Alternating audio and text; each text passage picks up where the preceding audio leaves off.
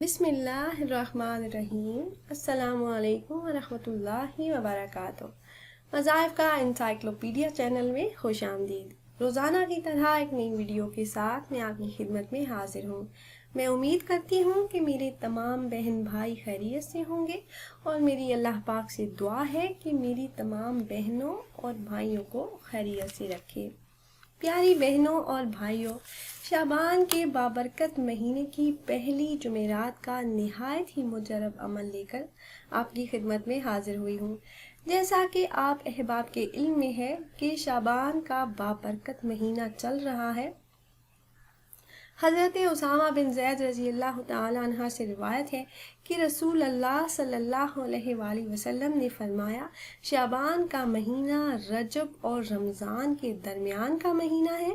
لوگ اس کی فضیلت سے غافل ہیں، حالانکہ اس مہینے میں بندوں کے اعمال پروردگار عالم کی جانب اٹھائے جاتے ہیں، لہٰذا میں اس بات کو پسند کرتا ہوں کہ میرا عمل بارگاہ الہی میں اس حال میں پیش ہو کہ میں روزہ دار ہوں۔ شعب الایمان کے اندر یہ حدیث مبارکہ موجود ہے۔ پیاری بہنوں اور بھائیوں، شعبان کے مہینے کو اللہ پاک نے رمضان المبارک کی طرح خاص اہمیت اور فضیلت بخشی ہے۔ اس مہینے میں بھی اللہ پاک کی خاص رحمت برستی ہے۔ پیاری بہنوں اور بھائیوں، اس بابرکت مہینے کی پہلی جمعرات کا نہایت ہی مجرب اور آزمودہ عمل آپ احباب سے شیئر کرنے جا رہی ہوں۔ قرآن پاک کی سورہ مبارکہ کا یہ وظیفہ ہے، آپ یہ عمل شعبان کی پہلی جمعرات کو کریں، پھر ہر وہ حاجت اور دعا قبول ہوگی جس کی کبھی زندگی میں آپ نے تمنا کی ہوگی۔ عمل کی طرف جانے سے پہلے میری تمام احباب سے گزارش ہے کہ اگر آپ ہمارے اس چینل پر نئے ہیں اور آپ نے ابھی تک ہمارے چینل کو سبسکرائب نہیں کیا تو ویڈیو کے نیچے سبسکرائب بٹن پر کلک کر کے ہمارے چینل کو سبسکرائب کر لیں، اور ساتھ ہی لگے بیل آئیکن کو پریس کرنا نہ بھولیں تاکہ فیوچر میں ہماری آنے والی ایسی کوئی بھی ویڈیو آپ سے مس نہ ہو۔ پیاری بہنوں اور بھائیوں، ہمارا چینل وظائف کا انسائکلوپیڈیا کی ہمیشہ سے یہی کوشش رہی ہے کہ ہم روزمرہ زندگی سے متعلق مسائل کے حل کے لیے قرآن و حدیث کی روشنی میں مجرب وظائف آپ سے شیئر کرتے رہیں۔ پیاری بہنوں اور بھائیوں، یہ عمل آپ ہر قسم کی حاجت ضرورت کے پورا ہونے، دعاؤں کی قبولیت اور ہر قسم کی مشکلات سے نجات کے لیے کر سکتے ہیں۔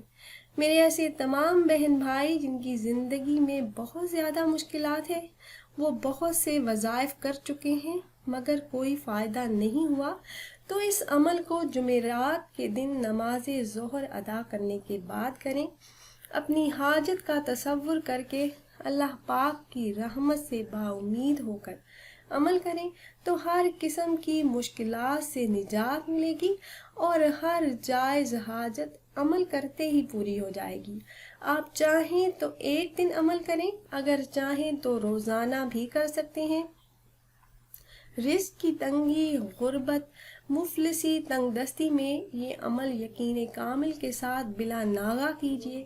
اللہ کے فضل سے رزق کے دروازے کھل جائیں گے، اور اللہ پاک اپنے غیبی خزانوں سے رزق کی دولت عطا فرما دیں گے۔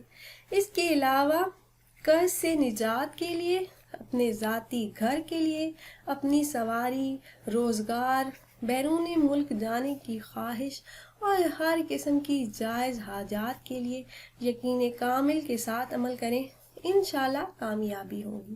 عمل کے ساتھ نماز کی پابندی ضرور کیا کریں۔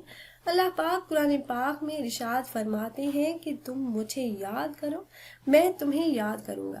جب انسان نماز میں اللہ پاک کو یاد کرے گا تو اللہ بھی اس کو یاد کرے گا۔ نماز قرب الہی کا سب سے مؤثر وسیلہ ہے۔ حضور نبی کریم صلی اللہ علیہ وآلہ وسلم نے فرمایا، جب تم میں سے کوئی نماز پڑھتا ہے تو گویا اپنے رب سے چپکے چپکے بات کرتا ہے۔ نماز کی اہمیت کے پیش نظر قیامت کے دن سب سے پہلے نماز کا حساب ہوگا۔ پیاری بہنوں اور بھائیوں، قرآن بتاتا ہے کہ نماز قائم کرنے والے فلاح پائیں گے، اور اسے ترک کرنے والے ذلت و خواری کا شکار ہوں گے۔ نماز دن میں 5 वक्त याद दिलाती है कि हम अल्लाह के बंदे हैं और इसी की बंदगी करनी चाहिए जिसने तुम्हें पैदा किया।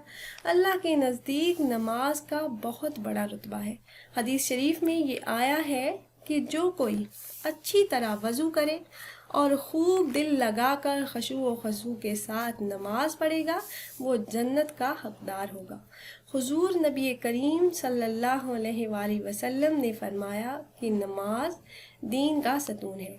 जिसने नमाज अच्छी तरह पढ़ी इसने दीन को ठीक रखा और जिसने नमाज ना पढ़ी उसने दीन को बर्बाद किया।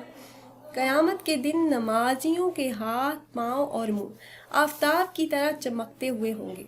इरशाद बारी ताला है कि मैंने जिन्नों और इंसानों को इसके सिवा किसी और गर्ज के लिए पैदा नहीं किया कि वो मेरी इबादत करें। यानी इंसान की पैदाइश का मकसद ही अल्लाह पाक की इबादत है।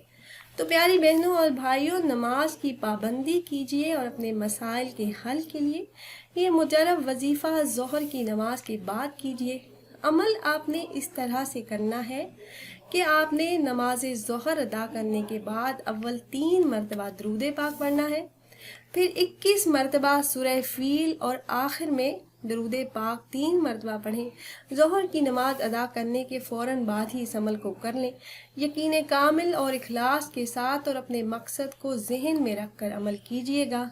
अमल के बाद अल्लाह पाक से दुआ करें तो इंशाअल्लाह अज़्ज़ा वजल हर मुश्किल आसानी में बदल जाएगी। हर दुआ अल्लाह पाक कबूल फरमा लेंगे। आपने नमाज ज़ोहर अदा की, उसके बाद आपने अव्वल 3 मरतबा कोई सा भी दरूद पाक पढ़ना है, उसके बाद 21 मरतबा सूरह फील आपने तिलावत करनी है और आखिर में 3 मरतबा दरूद पाक पढ़कर आप अपने मकसद में कामयाबी के लिए, अपनी ज़रूरियात, अपनी हाजात के लिए अल्लाह पाक से दुआ करें तो इंशाअल्लाह अज़्ज़ा वजल अल्लाह पाक आपकी तमाम दुआओं को आपके हक़ में कबूल फरमा कर आपकी हर किस्म की जायज़ हाजत को अल्लाह पाक पूरा फरमा देंगे। उम्मीद करते हैं व्यूअर्स हमारी ये वीडियो आपको अच्छी लगी होगी। अगर वीडियो आपको पसंद आई हो तो इसे लाइक करें और ज़्यादा से ज़्यादा शेयर करें ताकि आपकी फ्रेंड लिस्ट में मौजूद ज़्यादा से ज़्यादा मुसलमान इससे फ़ायदा उठा सकें। अगर आप अहबाब ये मुजर्रब अमल करना चाह रहे हो तो हमारी इस वीडियो के नीचे कमेंट बॉक्स में अपना नाम ज़रूर तहरीर कीजिएगा। आप अपना नाम कमेंट बॉक्स में तहरीर करेंगे तो हम अपने उलमा कराम से गुजारिश करेंगे कि वो आपके मसाइल के हल के लिए, अमल में कामयाबी के लिए आपका नाम लेकर ख़ुसूसी तौर पर आपके लिए दुआ करें। फिर हाजिर होंगे एक नई वीडियो, एक नए अमल के साथ। तब तक के लिए इजाज़त दीजिए। अल्लाह हाफ़िज़।